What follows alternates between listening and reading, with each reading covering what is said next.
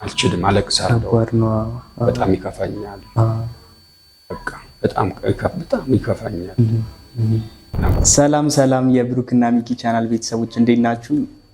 እንግዲህ ባለፈው ጊዜ በነገርኳችሁ መሰረት ከኛ ጋር ተመሳሳይ ታሪክ ያላችሁ የጠፋባችሁ ሰው ያለ ሰዎች ለኛ ታሪካችንን ብትነግሩን እኛ በዚህ የዩቲዩብ ቻናላችን ላይ እንደምናቀርብ ቃል ገብተንላችሁ ነበር። በዚሁ መሰረት ዛሬ እንግዲህ ከሁለት እንግዳዎች ጋር ተገናኝቻለሁ ማለት ነው። እንኳን ደህና መጣችሁ። እንኳን ደህና ቆያችሁ። እሺ፣ እስኪ እባካችሁ ራሳችሁን አስተዋውቁልኝ። እሺ፣ እኔ እርጎዬ ሰንደቅ እባላለሁ።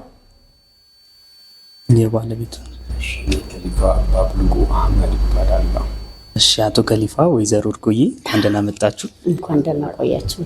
እሺ፣ በመጀመሪያ እስኪ ንገሩኝ ስለ ራሳችሁ። ታሪኩ የእሳቸው ይመስለኛልና በደንብ እስኪ ንገሩኝ ስለሳቸው። ስለሱ የትውልድ ስፍራ ነው። የትውልድ ቦታቸው የትና መቼ ተወለዱ?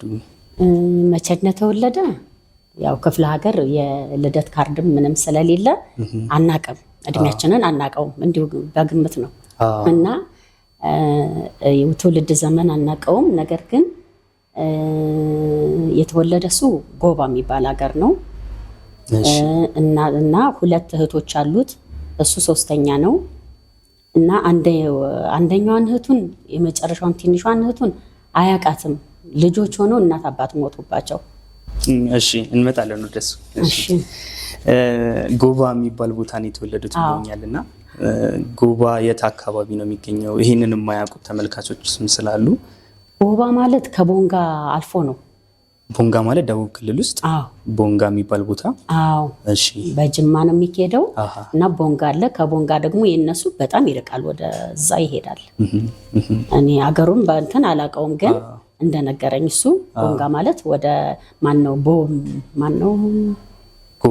ጎባ ማለት ቦንጋ አልፎ እንደሆነ ይነግረኛል። እሺ፣ እስኪ ስለ ቤተሰቡ ይንገሩኝ ጋሼ።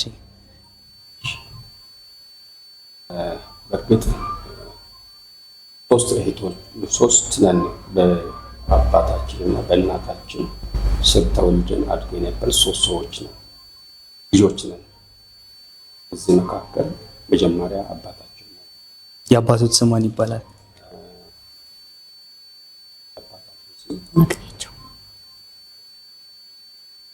መግነቸው ነው የሚባለው። መግነቸው። እሺ። እናታችን አለምቱ። እሺ። በዚህ ሂደት ውስጥ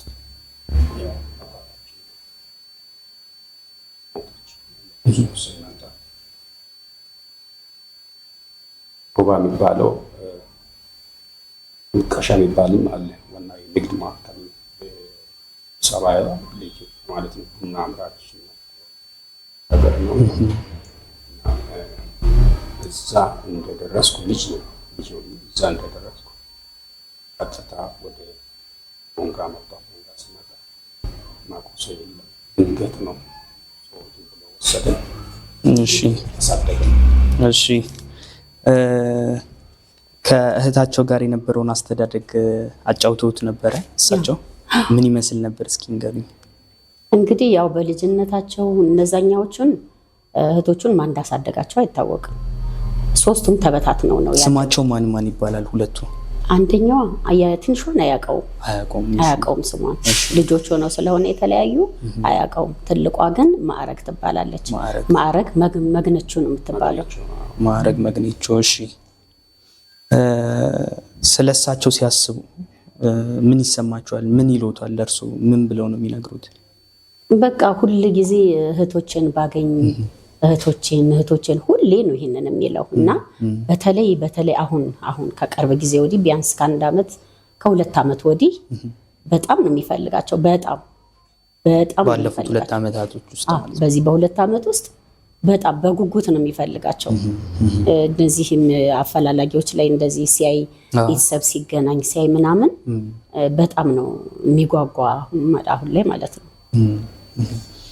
እሺ፣ እንዴት እንደተለያዩ ትዝ ይሎታል ጋሼ? አዎ፣ ያው ምክንያት የሆኑ መነሻዎችን እናት አባታችን በሞት ማጣታቸው ከዛም በኋላ የምንደገፈው ከዛ መካከል እኔ ቀደም ብዬ ቀሻቢ ያለው ከዛ ወደ ቦንጋ መጣሁ። እሺ ቦንጋ መጥቼ አንድ ሰው መልካም ሰው መኖር ጀመርኩ ከእህቴ። ከዛ በኋላ እህቴ ዳይዛ ትኑር ምን ትበል ትንሿ ደግሞ በህይወት ትኑር ተለያየ። እኔ ቦንጋ ገባሁ። ቦንጋ ትንሽ ከቆየሁ በኋላ እንደገና ጅማ መጣሁ። ከጅማ አሮን ገብቻለሁ። በዚህ መካከል እህቶቼ መጥቻለሁ። አቀን እሺ እርሳቸው ከእህታቸው ጋር ሲለያዩ ስንት ዓመታቸው ነበር የዛን ጊዜ? ቦንጋ በሚገናኙ ሰዓት በተለያዩበት ጊዜ እና እናትና አባታቸው ሲሞቱ ነው የተለያዩት። በዛን ጊዜ ስንት ዓመታቸው ነበር ያስታውሱታል? የአስራዎቹ ቤት ሆነው ነው የተገናኙ። እንደነገረኝ አስራዎቹ ቤት ሆነው ነው የተገናኙት። ከዛ በኋላ እሱ ወደ አዲስ አበባ ሲመጣ እሷ እዛው ቀረች። በኋላ ላይ ከዛ በኋላ ተያይተውም ተገናኝተውም አያውቁም። ትክክለኛ ቀኑን ያስታውሱታል? የተለያዩበትን አያውቀውም። የሆነ የሚያስታውሱት በዛን ቀን ያደረጉት ነገር ምናልባት ካለ ምናልባት አይ ምንም ነገር የለም። ያስታውሱት ነገር የለም። ተገናኙ። ከዛ ብዙ ጊዜ ሳይቆዩ እሱ ወደዚህ ወደ አዲስ አበባ መጣ። ከዛ በኋላ በቃ ተለያይተው ቀሩ። በዚህ ለመጨረሻ ጊዜ ከእህቶት ጋር ማለት ነው ሲለያዩ የተባባሉት ነገር አለ? ምናልባት ያወራችሁት ነገር ካለ ለመጨረሻ ጊዜ ያወራችሁት ነገር ምንድን ነበር?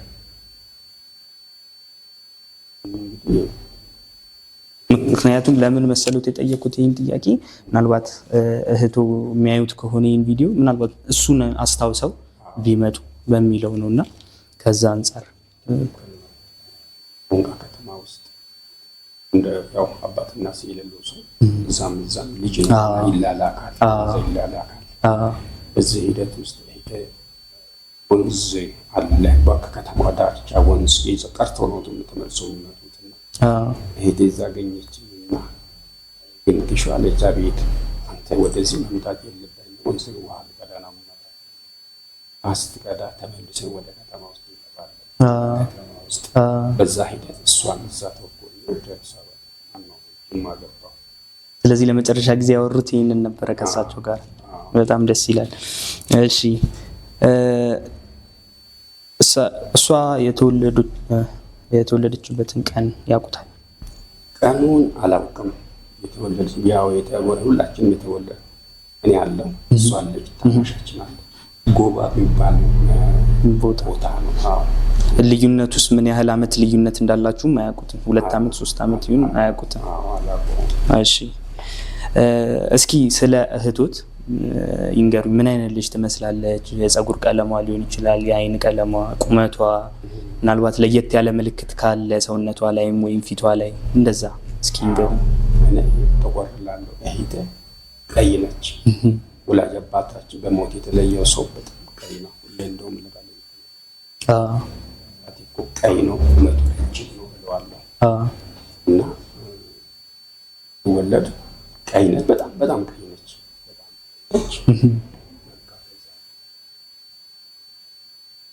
ውስጥ ነው ትልቅ ስራ እየሰራች የነበረችው። እሷን ለማግኘት ለማወቅ እዛ ሁኝ ያገኛታለሁ።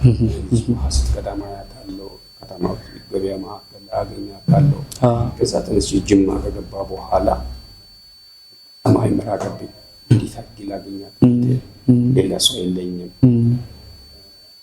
የሁላችን ወንድም ታላቅ ወንድም እና በዚህ ሂደት ውስጥ እኔ ወጣሁ። ጅማ ገባሁ። ከጅማ ወደ አዲስ አበባ። ከዛም በኋላ ማግኘት አልቻልኩም። በቃ ብዙ ጊዜ እንናርገው እንዴት አድርጌ ይሄ ሌላው ይቅር ታላቅ ማግኘት አለብኝ የሚል በቃ በልቤ አለ። ትንሽ እንደውም ቦንጋ ልግባ እላለሁ። አይ ቦንጋ ምናልባት ላትቀመጥ ትችላለች። ከቦንጋ ሚዛን ተፈሪ ይሄዳሉ፣ ኬፒ ይሄዳሉ። ጅማ እንኳን ብዙ ቦንጋ ያለው ሰው ጅማ መጥቶ ሰርቶ መብላት ተፈልጎ ወደዛ የትም ቢሄድም አላገኛትም።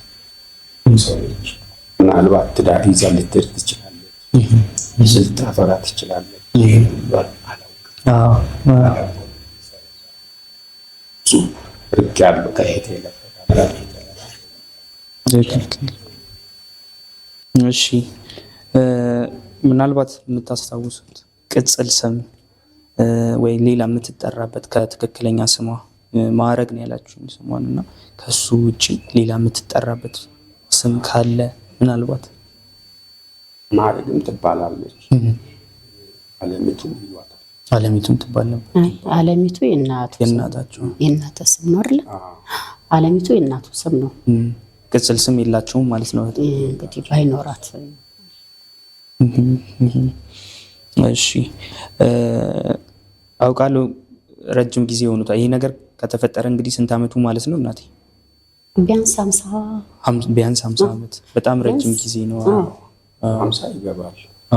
ምናልባት ግን በዚህ ረጅም ጊዜ ውስጥ የልደት ሰርተፊኬት ወይ የሆነ ወረቀት የእሷን መኖር የሚያሳይ ወይም ፎቶግራፍ ያው ግጥም ያለ ገጠር ስለሆነ ምንም የሕክምናም የምንም ነገር ለምን መሰለ አንደኛ በጣም ትንንሾች ልጆች ሆነው ነው የተበታተኑ። ሲቀጥል ደግሞ እዛ አካባቢ እንዲህ አይነት መረጃ የለም። የልደት ካርድ የሚባል ፎቶ የሚባል ምናምን ይሄ የክትባት ምናምን የለም እና ይሄ ነገር ስለሌለ አንድ እድሜያችንን እንዲህ በእንትን አናውቀውም፣ በግምት ነው የምንናገረው እና ይሄ ማስረጃ የላቸውም። ምንም አይነት ማስረጃ እጁ ላይ የላቸውም። እሺ እሳቸው ምናልባት ትሄዳለች ብለው የሚገምቱበት ቦታ ለምሳሌ ከተማ ሊሆን ይችላል። ምናልባት እናትና አባታችን ሞቱም ስላሉኝ የህፃናት ማሳደጊያ ሊሆን ይችላል፣ ወይም ዘመድ ወስዷቸው ወይም በጉዲፈቻ ሊሄዱ ይችላሉ ብለው የሚገምቱበት ቦታ አለ? ጉድፍቻና ህፃናት ማሳደጊያ ይገባሉ ብለህ እንዳታስብ። ትንሽ ከፍ ብለዋል። 10ዎቹ ቤት እድሜ ውስጥ ናቸው ያሉት እና እዛ ውስጥ አይገቡም። ምናልባት ግን የተገናኙት ቦንጋ አይደለ? ቦንጋ ተገናኝተው ምናልባት ወደ ቴፒ ምናልባት ወደ እዛ አካባቢ ወዳሉ ከተሞች ምናልባት ሽፍት አድርገው ከሆነ ምናልባት አይታወቅም። ወይ እዛውም ልትኖር ትችላለች፣ ወይ ደግሞ ወደ ሌላ ትንንሽ ከተማዎች ምናልባት እንደው ከሄደች ነው እንጂ ትንንሽ ከተሞች እዛው አካባቢ ያሉ ትንንሽ ከተሞች ምን ናቸው ያውቁታል? ሚዛን ቴፒ አለ፣ ጅማ አለ። እንደዚህ አይነት ጅማ ትልቅ ነች፣ ትልቅ ከተማ ትልቅ ነው። ምናልባት ወደዛ ምናልባት ሄደው ሊሆን ይችላል። እሺ በመብራት መቋረጥ ምክንያት ፕሮግራማችን ለተወሰነ ደቂቃ ተቋርጦ ነበር። በጣም ይቅርታ። እሺ ወደ ጥያቄያችን እንመለስና እህቶትን ካጡ በኋላ ህይወቱ ላይ ያሳደረው ተጽዕኖ ምን ይመስላል? እስኪ ስለሱ ይንገሩኝ። በእርግጥ እናት አባት ከሞቱ በኋላ ያው ተበታትነናል። ተበታተን በኋላ ታላቅ ተነዛት ታናሽ ወደ ገጠር ገብታለችና እንደገና ከቦንጋ ተነስቼ አዲስ አበባ ገባሁ። አዲስ አበባ ከገባሁ በኋላ ቆየሁና ያው ትዳሩ ዓለም ገባን። አብረን ነው የምንኖረው።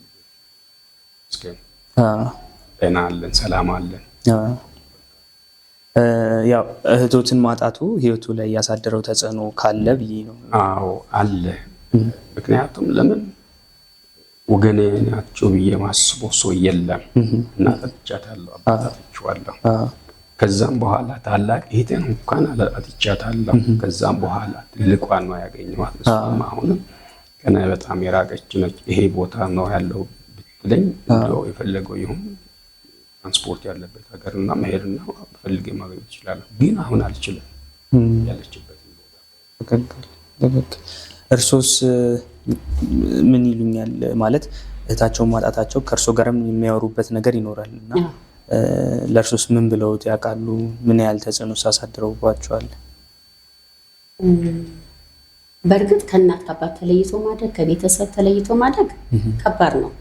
ግን እሱ ሲነግረኝ እንደው እድል ሆኖለት ያሳደጉት እንደ አባት ሆኖ አሁንም የሚጠራባቸው ማለት ነው አባ ወልጉ ይባላሉና ካሊፋን ብለው ስም ያወጡለት ያንን የድሮ የልጅነቱን የግንኪሾ የሚለውን ስም ትተው ራሳቸው ስም አውጥተውለት ከሊፋ ብለው በራሳቸው አባቡልጉ ተብሎ እንዲጠራ ያደረጉትና እንደ ልጅ አድርገው እንዳሳደጉት በቃ ከልጅም በላይ አድርገው በቃ ከልጆቻቸው ምንም ሳይለዩ እንዳሳደጉት ይነግረኝ ነበረ። እና ትንሽ ደግሞ ከዛ አለፍ ብሎ ካደገ በኋላ ነው እንደገና ወደ ቦንጋ ከተማ ይሄድና ቀሻ ነው ሀገሩ ስሙ።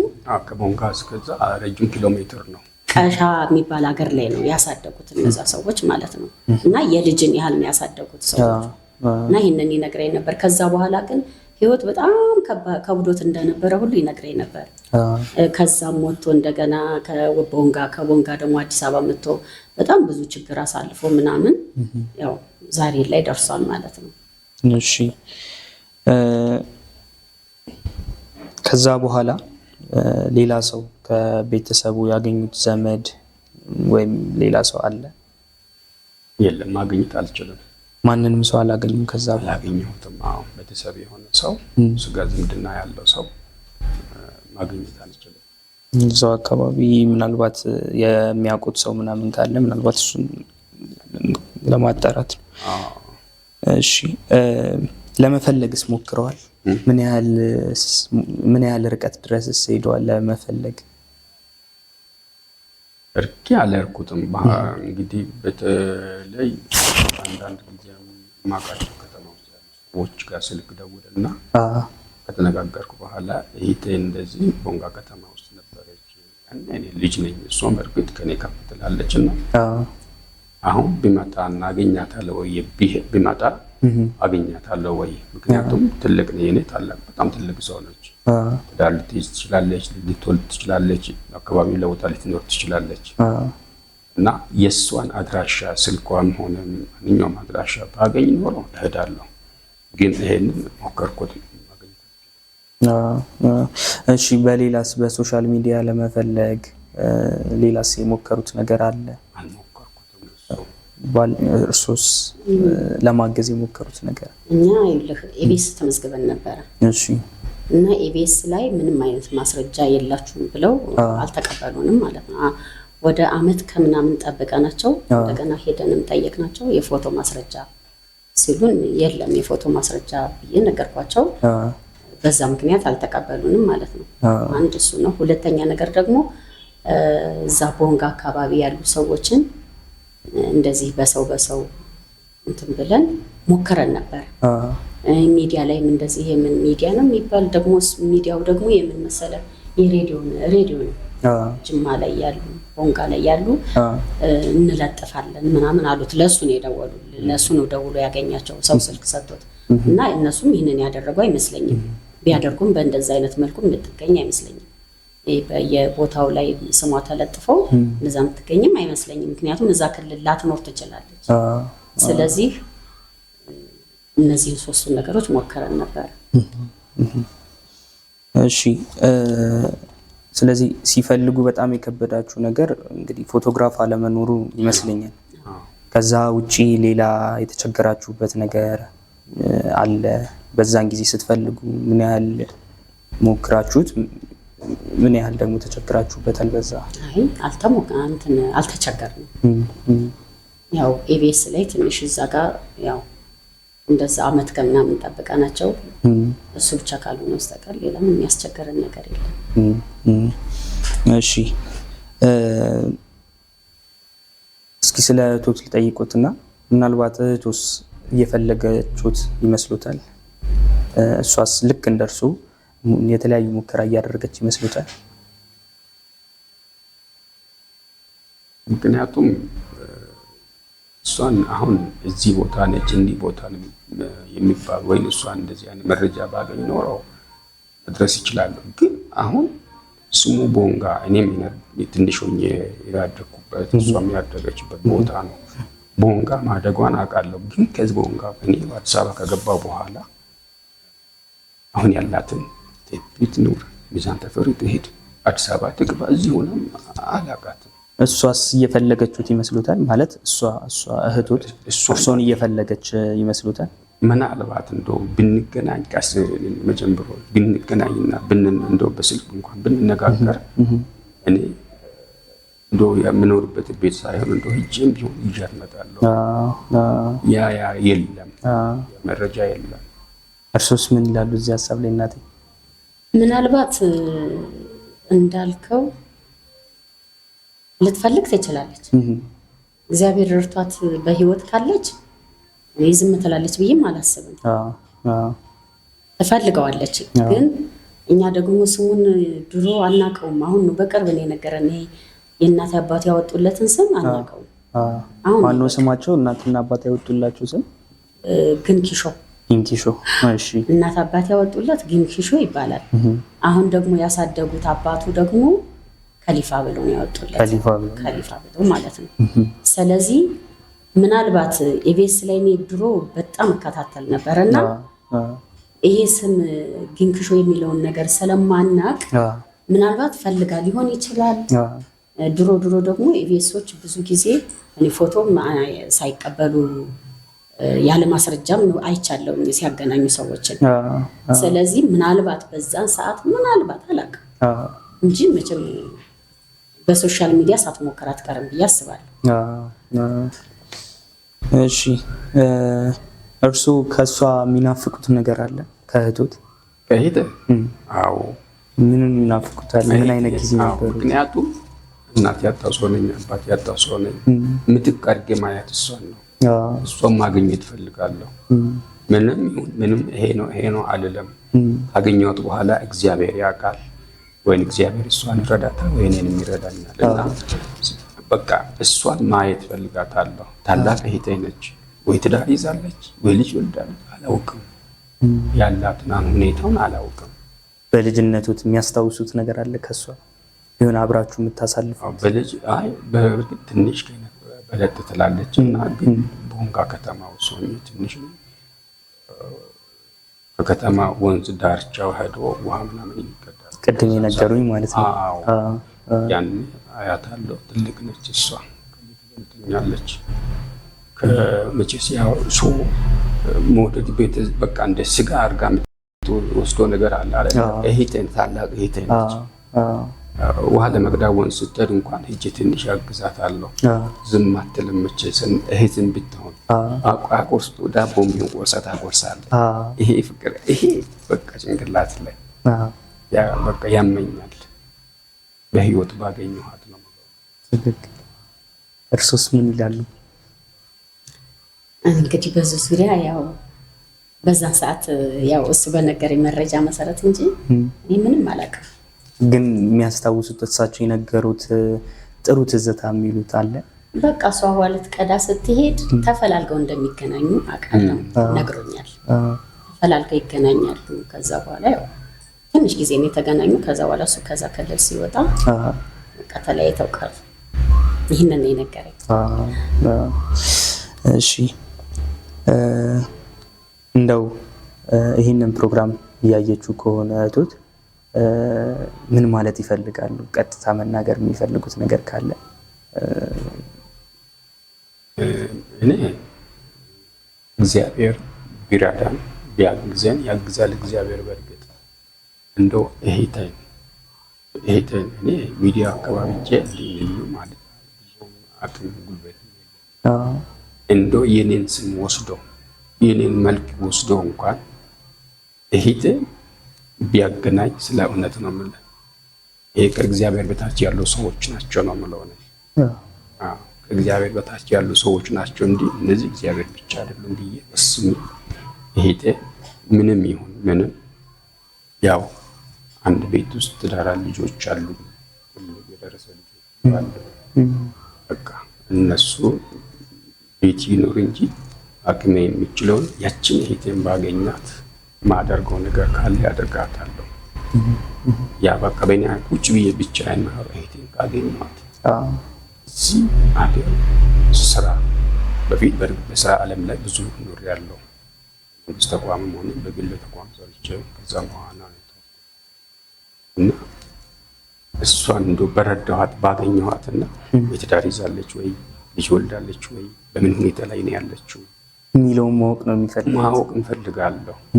በቃ ይሄ ነው ግን ጭንቅላት ላይ ማታተኝቼ ቀንም ሆኜ እንደ እብድ መንገድ ላይ ያወሩ መሄድ በጣም ያስደነቀኝ ከእርሱ እርሱንም ሳላደንቅ አላልፍም።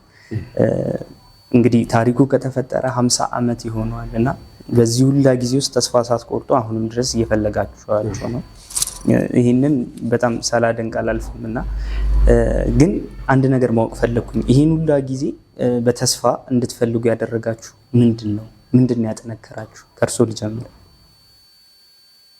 እንግዲህ ያው መቼም ቤተሰብን ትፈልጋለህ፣ እንኳን እናትም አባትም ወገን። አሁን እሱ ቤተሰብ የሚያደርግ የኔን ቤተሰቦች ነው፣ የኔን እህቶች፣ የኔን ወንድሞች አስተምሮ እስከ ዩኒቨርሲቲ ድረስ የእሱን ቤተሰብ አንድም ማለት የተወለዱትን ማለት ነው ያሳደጉት። ያው ከእናትም ከአባትም በላይ ናቸው። በጣም ነው የሚወዳቸው፣ በጣም ነው እነሱ የሚያሳደጉት።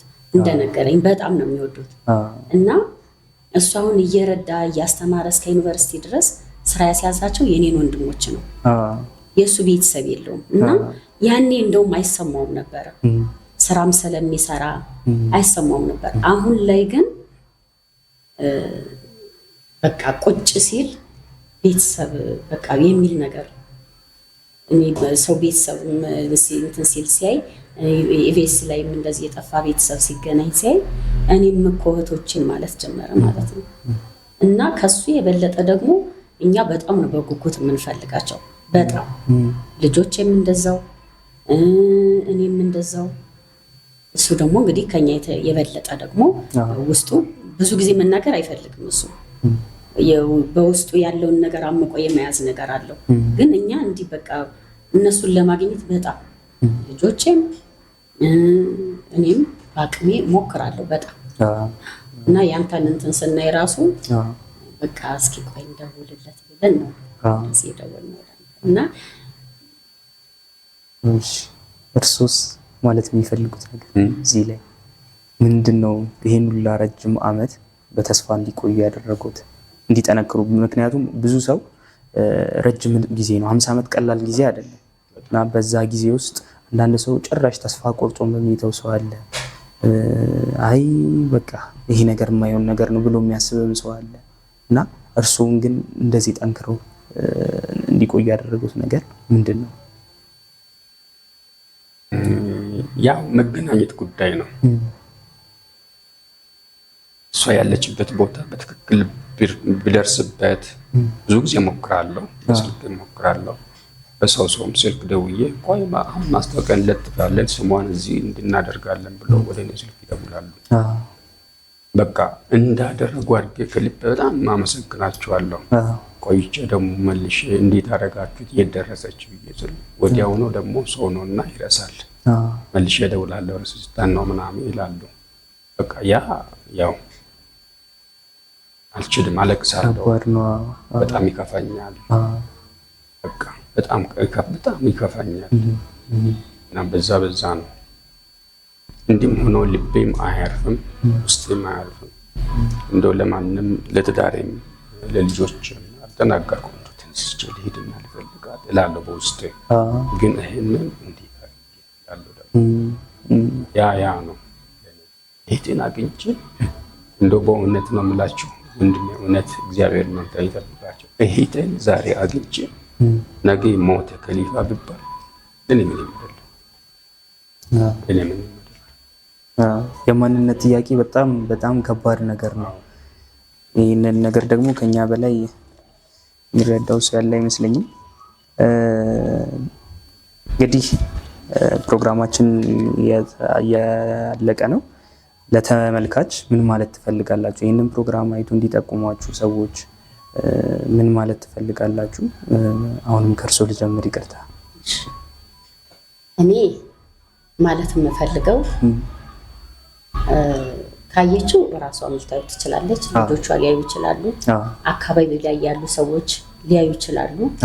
ምናልባት እንደሱ ስሟ ካልተቀየረ ምናልባት እሷን የሚያውቁ ሰዎች እንደው ቢያገናኙ ለእሷ ቢነግሯት እና ነግረዋት እንደው መገናኘት የሚችሉበት አጋጣሚ ቢገኝ ደስ ይለኛል። ከሱ በበለጠ እኔ በጣም ነው የምጓጓው፣ በጣም ምክንያቱም እሱ የኔን ቤተሰቦች ነው እየረዳ የኖረው። ቤተሰቦችን በቃ የኔ ሙሉ ቤተሰብ ማለት እችላለሁ። እና የራሱ አንዳችን ቤተሰብ የለውም፣ የኔ የሚለው የለውም። እና አሁን ላይ ግን ውስጡ ላይ ምን እንትን እንዳለበት አላውቅም። በጣም አሁን በጉጉት ነው የሚፈልገው እና ከሱ በበለጠ ደግሞ እኔም ጓጓለሁ፣ ልጆችም እንደዛው። ስለዚህ እንደው የምታውቋት ሰዎች ብትኖሩ እንደው በጌታ ፍቅር እንደው ብታገናኙ እንላለሁ። እርሱስ ምን ማለት ይፈልጋሉ? ይህንን ፕሮግራም ለሚያዩ ሰዎች የእሷ ብቻ ሀሳብ ሳይሆን የእኔም ሀሳብ ነው። እንግዲህ እሷ በእርግጥ አዲስ አበባ ነው ያደገችው ነው። ቁጭ ብዬ ቦንጋ ሂጄ ቀረቤታ ያሉ ሰዎች አሉ፣ ትልልቅ ሰዎች አሉ፣ ከተማውን በሙሉ የሚቆጣጠሩ ሰዎች፣ ነጋዴዎች አሉ። ሂጄ ለነሱ እንደው ልንገራቸው ወይ ቢረዱኝ እንኳን ያለችበትን ቦታ ትዳር ብትይዝም እሰየው ነው። ለእሷ ትልቅ ነገር ነው፣ ለእኔም ትልቅ ነገር ነው። ያን ባገኝ ጥሩ ነው። ግን አሁን ያንን እድል እንዴት አገኛለሁ? ያንን እድል እግዚአብሔር እንካ ብሎ ካልሰጠኝ በቀር በምን መንገድ ሂጄ ያገኛለሁ? እንግዲህ አስብ። እናት አታሃል፣ አባት አታሃል፣ እግዚአብሔር አያደርገው እንጂ። ከዛም በኋላ በቃ እህትን ይዘህ መጓዝ። እኔ ወንድም አጥቼዋለሁ። መጀመሪያ እናት አባቴ ከመሞታቸው በፊት ትልቁ ቤት ውስጥ ትልቁ ወንድም እሱ አርፏል። ከሞቱ በኋላ ደግሞ አንድ ወንድም አጥቼዋለሁ። ቁጭ ብዬ ማንም እንዳልልም ሁሌ እስከ መቼ ነው የምኖረው? እግዚአብሔር ብቻዬን እላለሁ ሁል ጊዜ። እርግጥ ብቻ አይደለሁም፣ እግዚአብሔር ይመስገን። እግዚአብሔር የሰጠን ልጆች አሉ እና ያ ነው የሚያመኛ ነው። እኔ እንኳን አግኝቻት እህቴንም አግኝቻት ከዛ በታች ያለች አግኝቻት ዛሬ ቢሞት ምንም አይመስለኝም። በጣም እናመሰግናለን ጋሺ። የቀረ ነገር የምትሉት ካለ እንበልና ፕሮግራማችንን እናጠቃልል። እዚህ ላይ ጀምሮ እናንተ የሚዲያ ሰዎች ናቸው። ትክክለኛ ስሟን ብትይዙልኝ። በዚሁ አጋጣሚ እንገሩልኝ፣ ትክክለኛ ስሟ ማን ይባላል? ማዕረግ መግኔቾ። ማዕረግ መግኔቾ። እሱ ድሮ ስሞት ከመቀየሩ በፊት ስሞት ማን ይባል ነበረ? ግንግሾ ነበረ። ግንግሾ መግኔቾ። እሺ፣ አሁን ላይ ስሞት ማን ነው? ይፋባ። እሺ፣ ስለዚህ እንደተመለከታችሁት ከዚህ በፊት ስማቸው ከመቀየሩ በፊት ስማቸው ይቅርታ፣ በጣም የእርሶ ስም የድሮ ስሙ የድሮ ግንግሾ መግኔቾ ይባሉ ነበረ። እህታቸው ደግሞ ማዕረግ መግኔቾ ይባላሉ። ስለዚህ እባካችሁን ቦንጋ አካባቢ ላይ የምታውቁ በትክክል ደግሞ ቦታውን ለመናገር ካቡ ቦታው የተወለድኩበት ቀሻ ነው። ማን ነው? ጎባ ነው። ጎባ የሚባለው ቦታ ላይ ጎባ የሚባለው አካባቢ ላይ ያላችሁ ሰዎች እንድትጠቁሙን፣ ይህንን ፕሮግራም የምታዩ ቦንጋ አካባቢ ላይ ያላችሁ እሳቸውን የምታውቁም ካላችሁ በዚሁ እንድትጠቁሙኝ እዚች ጋር በምታዩት ስልክ ቁጥር እየደወላችሁ ሀሳባችሁን ብትሰጡኝ ይደርሰኛል። በጣም እናመሰግናለን ስለነበረን ቆይታ። እግዚአብሔር ያክብርልን። እናመሰግናለን። እግዚአብሔር ይባርክህ፣ ተባረክ። እናመሰግናለን። ሁላችሁንም ካሜራማኖቹንም እናመሰግናለን። አንተም ተባረክ። እግዚአብሔር እድሜ፣ ጤና፣ ሰላም ይስጣችሁ። እንጀራ ያግኙ። እግዚአብሔር ይባርካችሁ። አሜን። እውነት ነው። እግዚአብሔር ደግሞ የደስታችንን ቀን እንደ ጥያቄው ፈጥኖ እንገናኛለን ብዬ አስባለሁ። ብዙ ጊዜ ሚዲያ ላይ ቴሌቪዥን አይነት ይተላል። እንግዲህ እንደተመለከታችሁት ፕሮግራማችን ይህን ይመስል ነበረ። አሁንም ተመሳሳይ ታሪክ ያላችሁ ሰዎች፣ ታሪካችሁን እንዲቀርብላችሁ የምትፈልጉ ሰዎች እዚህ ጋር በምታዩ ስልክ ቁጥር እየደወላችሁ ሀሳባችሁን ብትነግሩኝ ይደርሰኛል። በጣም ስለነበረን ቆይታ በጣም እናመሰግናለን። መልካም ቀን።